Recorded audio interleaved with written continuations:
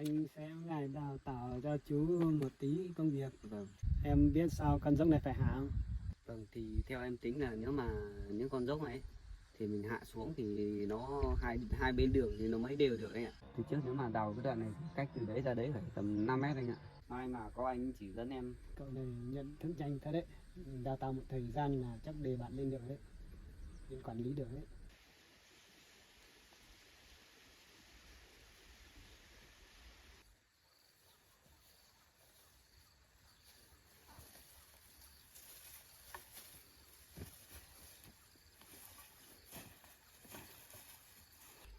Con sâu cắn dưa này. Dâu không về, sâu cắn.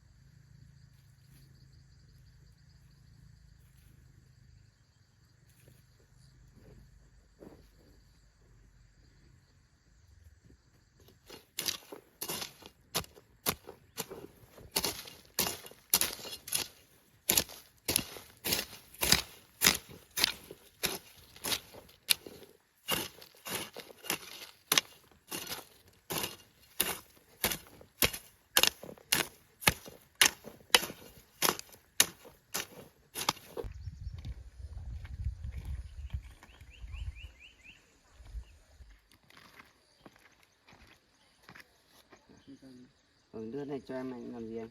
Anh muốn chỉ dẫn cho chú công việc ấy. Vâng.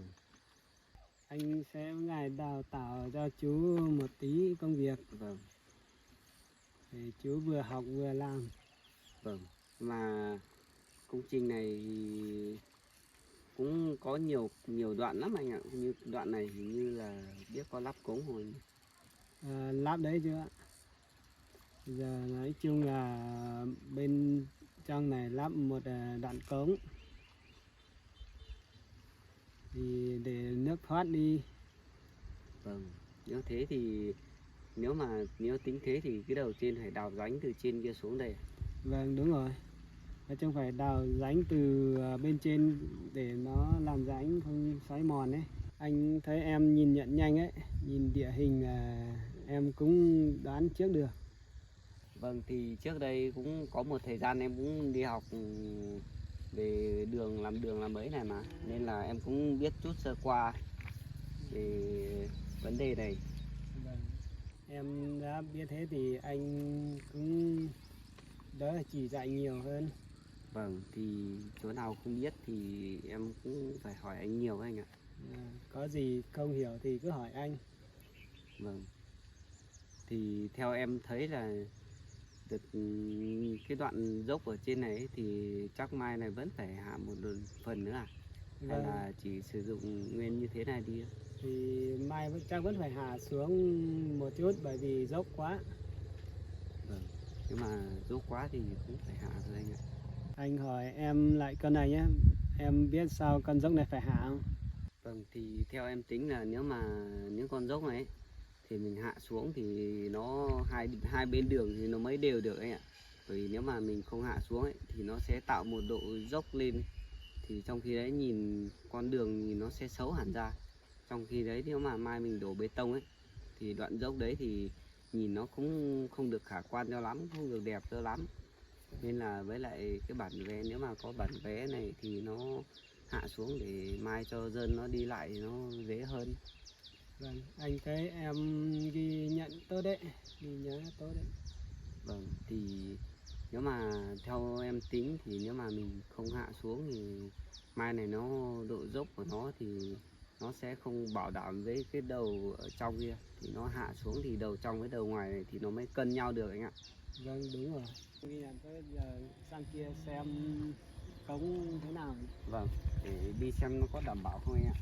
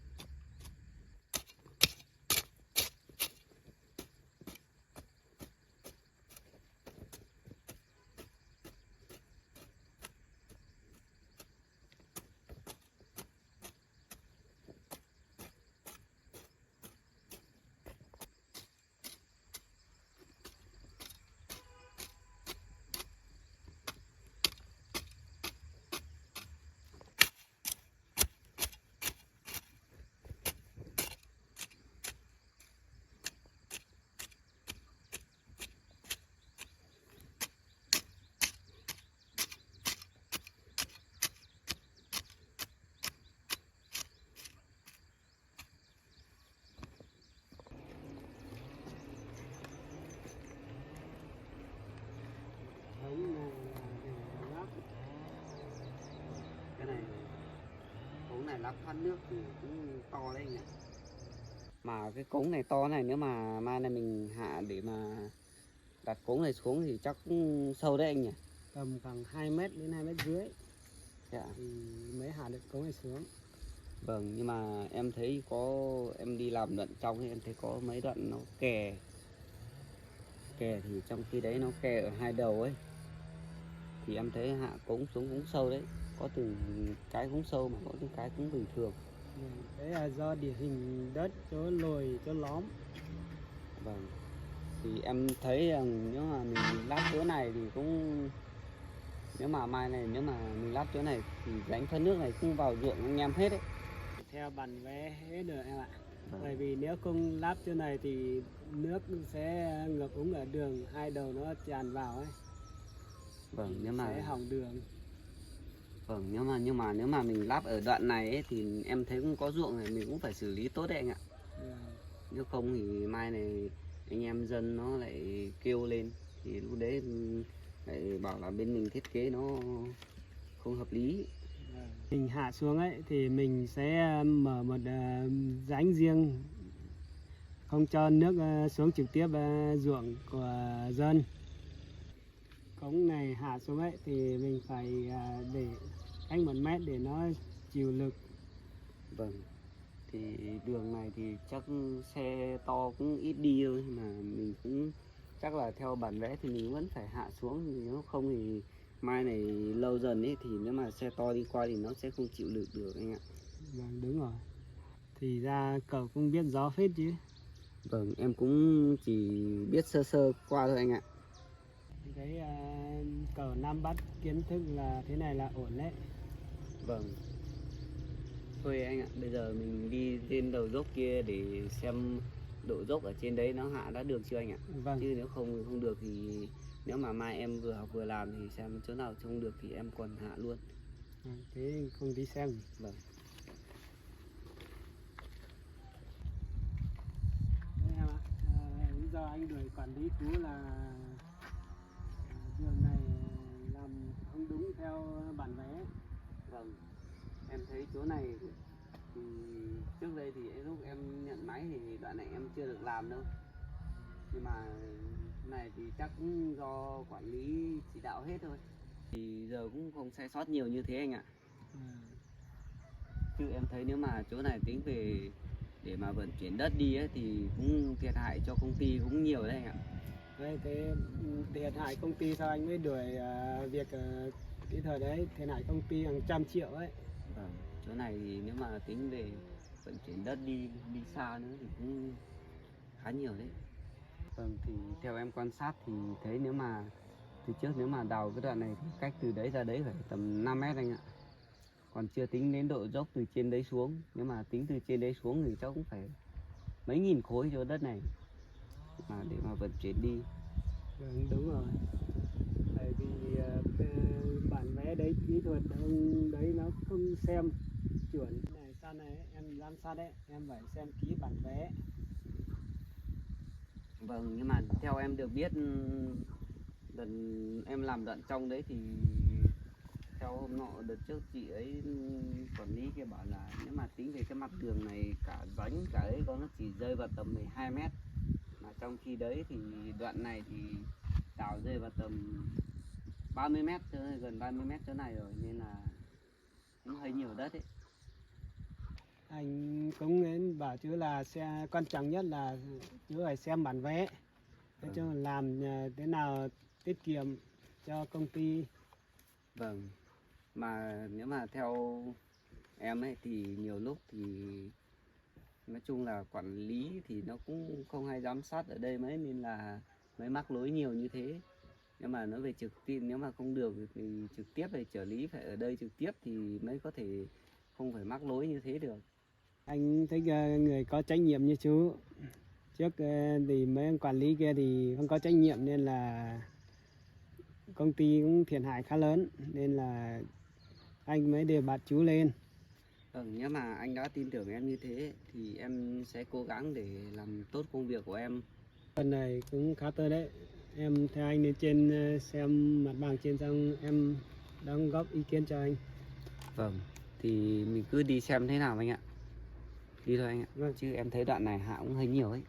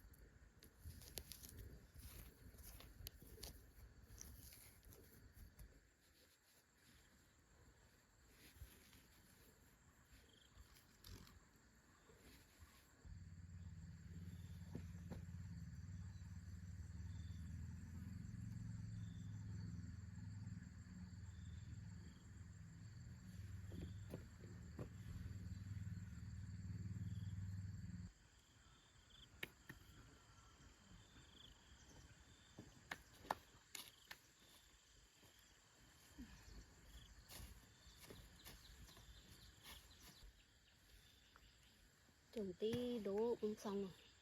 Chắc là tí nhổ có nốt mấy gốc dưa này.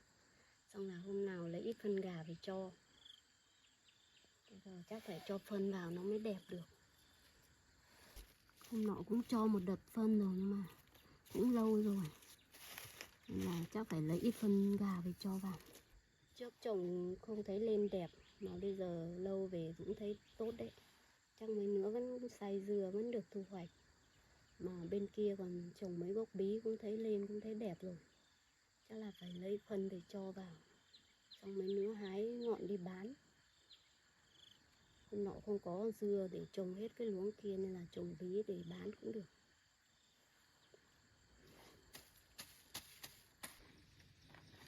Đấy, em xem thế nào đường này. Em thấy nếu mà tính về hạ mặt bằng để mà lấy mặt đường đấy thì chắc cũng chiều sâu ở hai đầu này chắc cũng phải tầm 5 mét đấy anh ạ. Vâng, đúng rồi. Đúng rồi. Bởi vì anh đang cho hạ 5 mét. Em nhìn phát là em cũng đoán đúng đấy. Vâng, thì em cũng chỉ ước tính sơ qua thế thôi. Nhưng mà em thấy là nếu mà cái mặt đường bằng này mà không hạ xuống thì mai này nó dốc ở đầu đấy. Thì đoạn này mà anh cho hạ xuống 5 mét thì mai mình sửa ở đầu, vuốt ở đầu đấy một chút nữa thì nó sẽ thoải hẳn lên, nhìn đường nó sẽ đẹp anh ạ.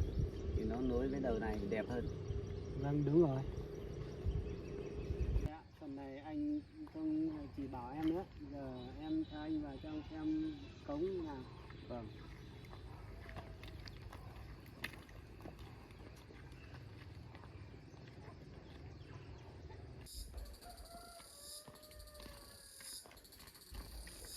Đây em ạ, cống nó xây kiểu này. Đấy em ạ, cống này kè đá xây kiểu này.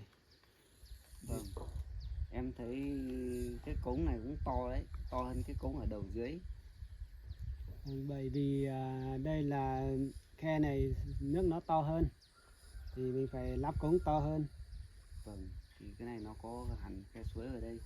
Nhưng mà cái phần xây loe ở hai đầu này thì em thấy nếu mà tính về cái chiều cao này thì chắc vẫn chưa đủ đâu.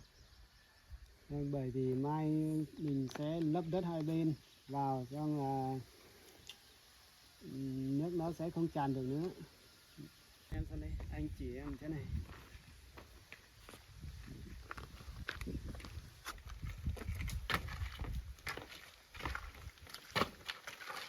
Em cứ xem đi, những khúc nối nhau hay gắn xi măng cả đầu này như thế. Vâng. Anh xuống xem đi. Vâng, mà theo em thấy những cái phần đá hộp này xây đoạn này thì em thấy nó có nhiều chỗ lố quá anh ạ. Những cái chỗ lố này đáng lẽ phải đắp hết xi vào chứ anh nhỉ? Vâng, này chắc do bên xây nói anh không được đến xem nên là chắc là xây viết mạch chưa kín. Này mai anh sẽ cho người xử lý lại. Mà em biết tại sao anh cho em xem cái này không? Vâng, nhưng mà theo em nghĩ thì chắc là anh muốn em học hỏi những cái vấn đề về độ le với độ dốc của hai đầu này đúng không? Bởi Vâng. vì nếu mà mình làm mà không có le ở hai đầu này thì mai nước nó về thì nó sẽ không, ở hai đầu nó không rộng thì nước nó sẽ không vào được ấy. Vâng, đúng rồi.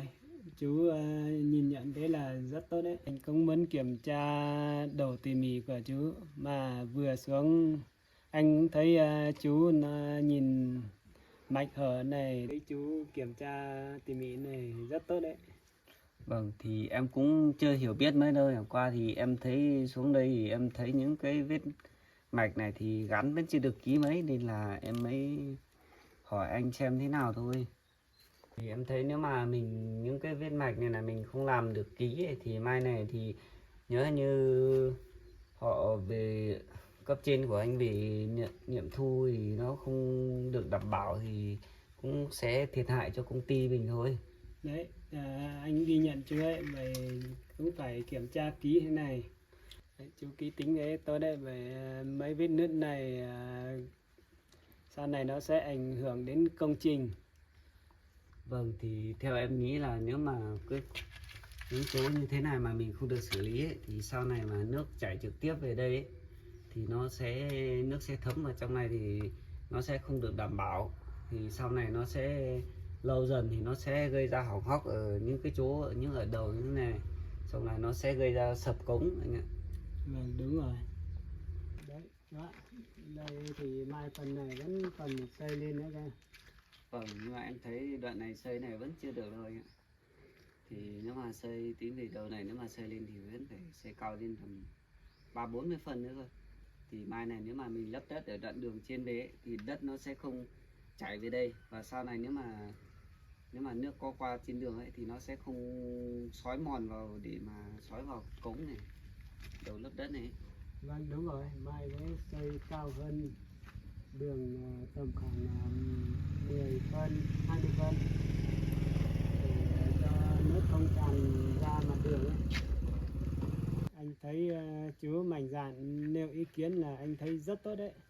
Vâng, thì em cũng không hiểu biết mấy đâu, nên là em thấy chỗ nào mà cảm giác không ổn nên là em cứ nói ra xem thế nào thôi, để xem ý kiến của anh như thế nào, xem nó có được không. Với lại em thì những cái công trình này thì em cũng chưa đi nhiều ấy, nên là em cũng không hiểu mấy về những đoạn xây kè cống này này. Thấy chú nhìn sơ qua nói thế thì là chú biết rất nhanh. Vâng, mà em thấy nếu mà cái đoạn này thì nếu mà mai này mình làm thì chắc cũng vẫn phải sửa lại anh ạ.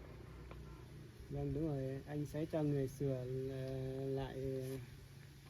Nếu không thì món khe rãnh này sau này nó sẽ xói mòn. Vâng.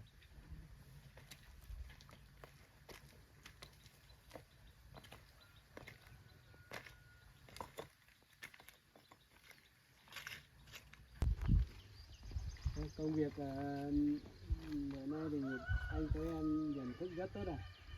Bây giờ thì em có công việc gì thì em cứ đi làm đi. Vâng, em cảm ơn anh nhé.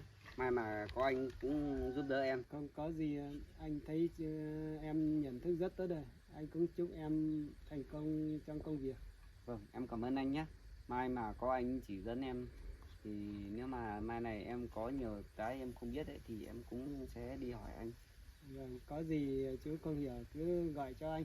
Vâng, nếu thế thì em cũng đi làm việc của em đây. Vâng, thế chú cứ làm việc đi. Vâng, thế em đi đây anh ạ. Vâng. Cậu này nhận thức nhanh thật đấy. Mình đào tạo một thời gian là chắc đề bạn lên được đấy. Lên quản lý được đấy.